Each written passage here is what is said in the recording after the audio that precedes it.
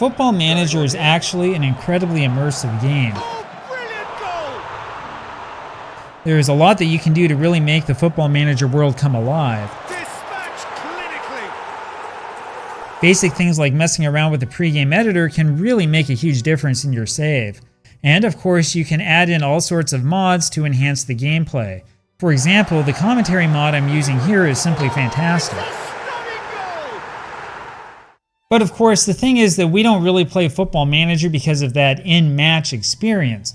No, the thing that we focus on is the narrative that the game creates for us. The thing is that when you really get down to it, Football Manager is a storytelling engine. It's a football RPG.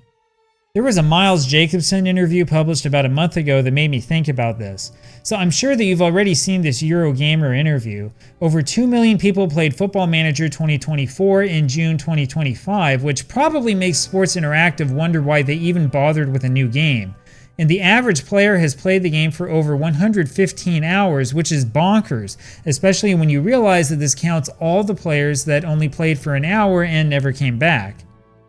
But that brings up a great question. Why are there people who play Football Manager for just 1 hour and then never come back, or less than 5 hours?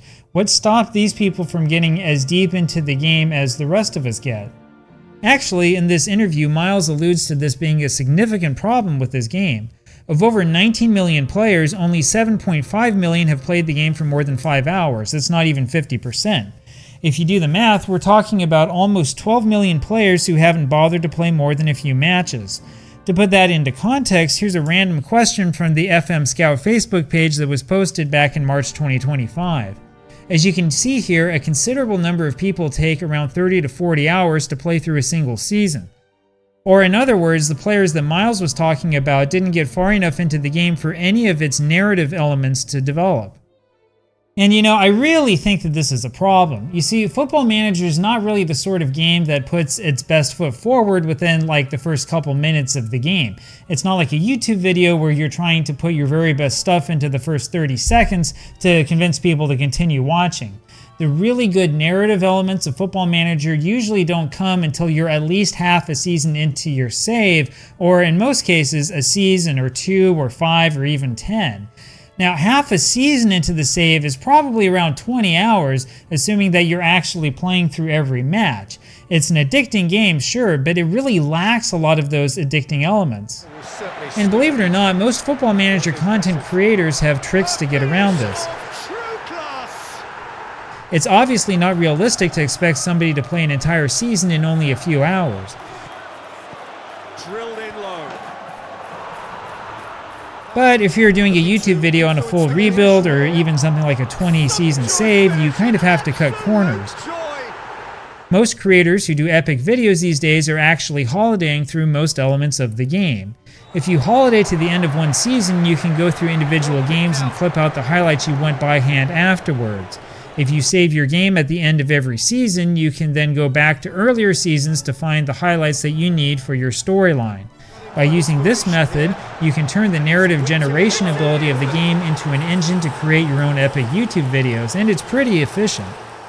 And I mean, that is a valid way to play the game, sure. It's just as valid as auto-playing through like 30 seasons in OOTP, which I've done for projects on my own baseball channel.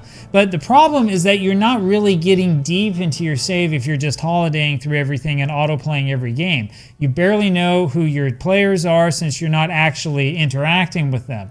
Football Manager then turns into a kind of chore if you use this method. In my opinion, a lot of the real character and joy of the game is stripped out.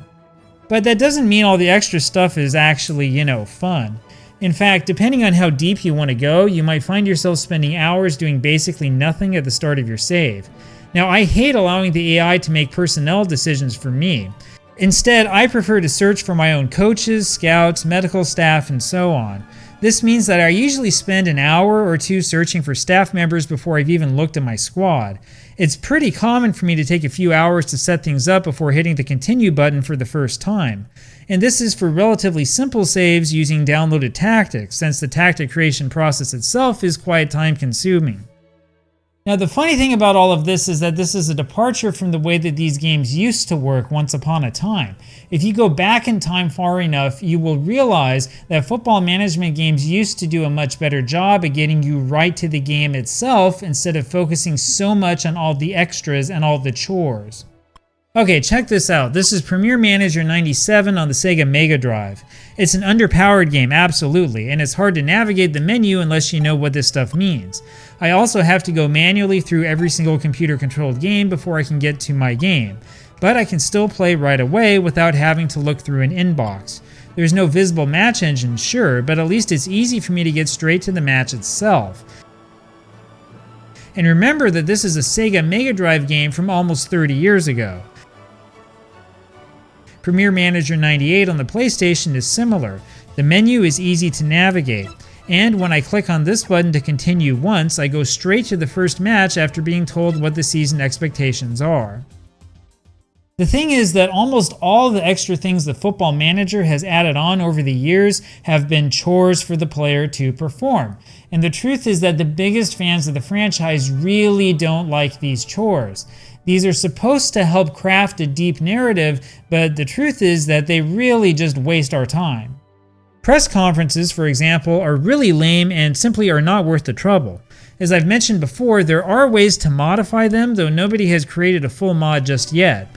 In the default game, though, the press conferences are boring and do nothing for immersion. The best way through them is to click on the response second from the left as fast as you possibly can. Now, you would think that this would be a great feature, right? I mean, the press conferences could push a certain narrative along in the game naturally. However, because of the way that Sports Interactive has programmed these, questions from the press usually have absolutely nothing to do with what's really happening at your club. Instead, you wind up getting reporters angry at you for not speculating or for not knowing what to say about some random 30-something over-the-hill player that a competing manager doesn't want to sign, or for forgetting that a player that's on a team now in another country once played for your youth team for like 4 months. I mean, it's just a horribly done mechanic, and I'm not the only one who sees this. I've talked about the training system for a long time now. A lot of my time at the beginning of a save is spent setting up this training system. Now, setting up training isn't a horrible idea, and it is something a real-life manager would absolutely do. But Football Manager training is just awkward. The training events don't do what they say they do, and the most productive kind of training is the opposite of what you would expect to do. Despite what some on YouTube have said in the past, the truth is that just letting the game do its default training is actually better than using the downloaded training schedules that still spread. But again, the worst part about training is that you end up spending so much time doing it, and it's something that for the most part doesn't really make a difference. So for example, why do we still have this feature where we congratulate players for training well? I mean, why am I singling someone out for just doing their job? In fact, the morale system in general is just horrible. Your players are quick to get angry over the stupidest of things. And the funny part is that testing has revealed that morale doesn't really have a huge impact on how your players actually perform. This is just a bunch of noise that the game generates. And the worst part is that the morale issues really do not help push the narrative along. The press conferences don't do it, the training schedules don't do it, and talking with your players directly definitely doesn't push that narrative along. It's almost like all of these additional features were placed into the game with no real thought about how it impacts the way that the player actually experiences things. There are other things that could help the narrative, such as how you schedule friendlies. However, the way that the system is designed makes it mostly a crapshoot. You find the day you want a friendly and you look to see which teams are available. There's no negotiating with other teams, there's no consideration of costs, there's nothing even remotely connected with the narrative. Well, in my opinion, this really is a huge miss. You know, if I'm going to schedule a friendly with our big local rivals, there needs to be at least some kind of negotiating process. This should be a big deal, not just something that automatically happens because I push the button. Every single aspect of this game needs to be part of an overarching narrative instead of being just another module that was attached to the base game as an afterthought. Otherwise, this game turns into Football Chore Manager. And the worst part of all is this inbox. Now, there were rumors that FM25 would remove the inbox completely. They walked that part back, in large part because you need some system to create the narrative for those who play the game. However, the biggest issue with the Football Manager inbox is that it becomes cluttered with useless information. If you do a search, people will tell you what stuff is important and what stuff you can ignore. But why have anything more in your inbox than just these basic things? So the most frustrating part about this should be obvious to you, right? It's that there's no football manager in the world that spends all day, every day looking at their inbox. Instead, that sounds like the way that a video game developer would spend his day. So for all of this talk that you see about Miles and others on the team visiting clubs to see what really happens in real life, it sure seems like this game focuses only on what the developers would experience at their own jobs. There's very little here about what an actual football manager would experience. Anyway, the game day experience itself, while not perfect, is adequate. It's just all these other chores that we could use a lot less of. If you want people to make it past the long and boring initial stage of this game, you need to set up a narrative right from the start. I don't think you can get rid of the inbox, but you could look into ways to make it less central to the game. As it stands now, the game is mostly inbox and morale manager, two things that are boring chores. And I really doubt any of this will be fixed in FM26 or even touched. I mean, the secret's out, right? Like FM26 under the hood is going to be the same as FM24. But not necessarily a bad thing, but a little bit frustrating.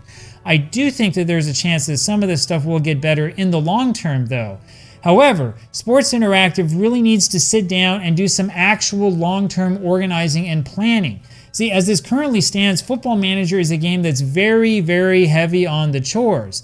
The game's biggest strength, the thing that sets this apart, the thing that helped this franchise win when all the other ones went bankrupt, was the narrative creation. But the chores tend to get in the way of the narrative.